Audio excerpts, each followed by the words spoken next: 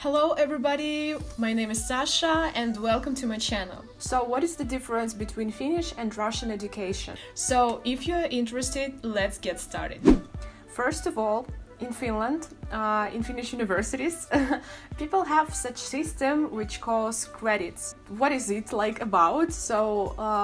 For each subject, you're receiving some points, like they're summing up with your works which you have done for this course, your attendance, how often you actually was in university. Yeah, so they're also putting some points to that.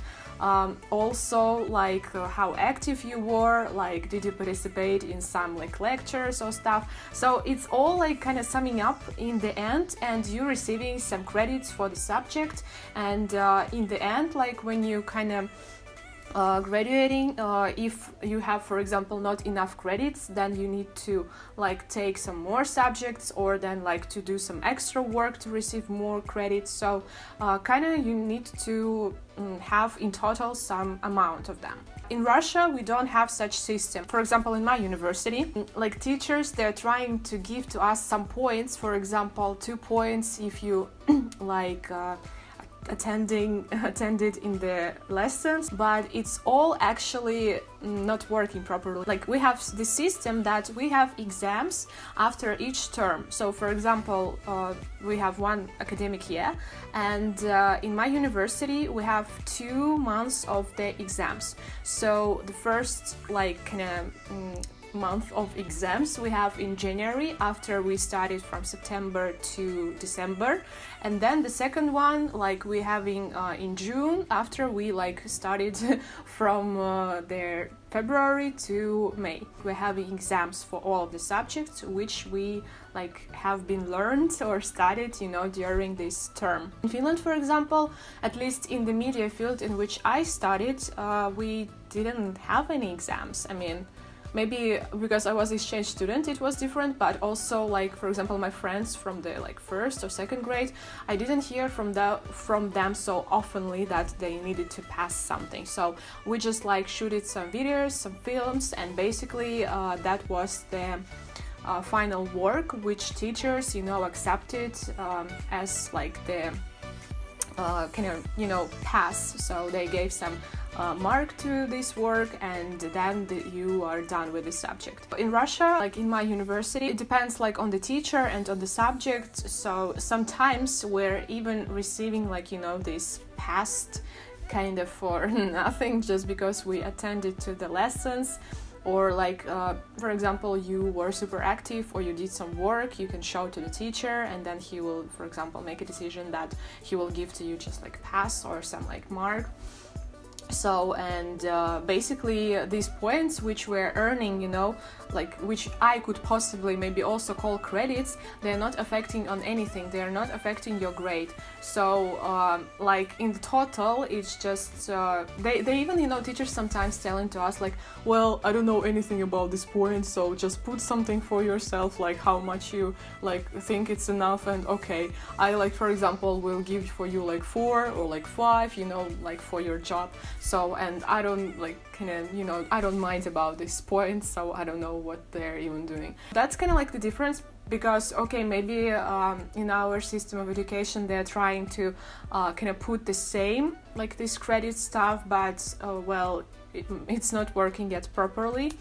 Maybe there is some differences in other universities, but at least in mine it's not that strict. And for example, when I studied in Finland, I received some credits, but they wasn't accepted in my university. So that's why I needed to pass my own exams in my own university, and kind of studied for 2 universities at the same time to learn Finnish program and to do some work there, and also prepare myself for the exams which I had done in Russia. So that's how it was. The second difference in education is the price. In Finland, it's not a secret to anybody. If you're a Finnish citizen or if you're able to speak Finnish, then you can study there for free. So you don't need to pay any tuition fees, and that's awesome. Because in Russia, we have some in universities like some free places, but for example in my class we didn't have that free places, so everybody in my class have to pay. And sometimes like if we're talking about like maybe regularly, there is just like 3 or 4 free places for the group, which is supposed to be like, for example, 30 people in this group. So it means that everybody else, they're supposed to pay for their studying. And that's kind of like sad and not fair. I mean, like, because I believe that education should be all for free. Of course, we have free schools, but not universities. Like, I mean, like not all of them. So it depends, will you receive this free place or not on your like final exams which you're passing after you graduating from school, like high school. So, and also it depends like what grades you had there, like how good you were and blah blah blah. And also if you have in university some like get in like entry exams, then it also depends on that. But unfortunately for me, well, I passed super well all of the entry exams. I was the first one in the list. I supposed to have free place, but unfortunately in my studying, like in my class, we didn't have these free places, so we have to pay for our studying. The next difference, it's about varieties of choices of your studying. What I mean like on that is, for example, that in Finland, at least maybe I'm wrong, maybe there is such opportunities. So if I don't know something, please text me about that in the comments down below. For example, in Finland you can study only in the day, during the day, so from morning to like, for example, afternoon. And in Russia we have different opportunities. For example, I'm studying in the evenings, so, and we have 3 actually like kind of varieties of choices how you can do it.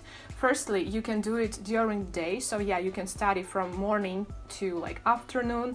Secondly, you can study like I am doing, you can study in the evening, for example, from 6 p.m. to 9 p.m. like almost every day, like, you know, or like couple days per week, so it depends on your schedule. And the third opportunity, that you can study in a distance. So, for example, you're from different city, from different country or whatever, and you're just receiving all of the materials like online, and you're completing the tasks which university sent into you, and then in the end of the term, like kind of also 2 times per year, you need to come to the university like for 1 month or something also to pass these exams. So basically that's the awesome choice for the people who wants like to work like full day and like, or they're traveling or they're doing some other stuff, so they just can come twice per year to pass these exams. The level of education, kind of, you know, we can argue in this like topic because it strictly depends on the field maybe in which you're studying, it depends on the universities in which you're studying, but I really believe that maybe in Finland people like learning more than, for example, we are. At least, okay, I will be responsible if I say for the media field. So if I will, I'm not telling, for example, now about some like medicine, you know, or like some, you know, doctors, some like law students. Okay, I'm talking about now only my industry. And like I can say that people who studied media in Finland, they're like, I want to study with them, please. Like I want to complete same like courses as they do. We have different kind of also system that in my university I'm studying only one field like deeply. I mean, I'm studying producing of film and television, so, and I like supposed to know everything only about producing. Of course they're giving to us some extra materials about like other specialties, but not that much. And in Finland, which I like the most, they're studying how to shoot, how to write a script, how to like be director, how to be producer. So, and they're not only studying it, they also having practice with it. So, and that's what I miss in my university, because we don't have proper practice, like I mean, which our university would arrange, yeah, or like they would say, okay, yeah, they're saying like, let's like go and do your project, but they're not, you know, supporting it anyhow. So if you need to shoot something, then you need to use your own equipment, and if you don't have your own equipment, then it's only your problem and you need to find a choice how to like get this equipment. So in Finland it was different because the guys like from the university. They had all of the equipment like for free in their university, so they could just come, you know, just book the time when they need it, like, and that's done. So that's what impressed me the most, and that's why I think that maybe at least in the media field that they're more like professional, so they maybe have more knowledge or something than us, because also in Finland, like the university, like I studied in Karelia ammattikorkea. So I studied in Karelia ammattikorkeakoulu, and it's actually not even considering in Finland as a university, so it's like a little bit less like lower, you know, level than university, but still. So, and they had, when they got like some, you know, new equipment, the teachers like explained and showed to the students how to use it. They like, you know, arranged some shootings, trial shootings, in which students could like, you know, try to use those cameras or stuff. And that's so cool, because we don't have it. Like, I mean, if some new equipment will come to our university, well, probably we'll never, like, nobody will never know about it. But. So thank you so much for watching. I hope you'll like this video. If you want to see some kind of, you know, more videos like that, maybe to hear some more differences or like my opinion about some subjects, so let me know so in the comments down below, and I would appreciate to do that. Don't forget to subscribe to my channel not to skip next videos, and see you guys soon. Bye.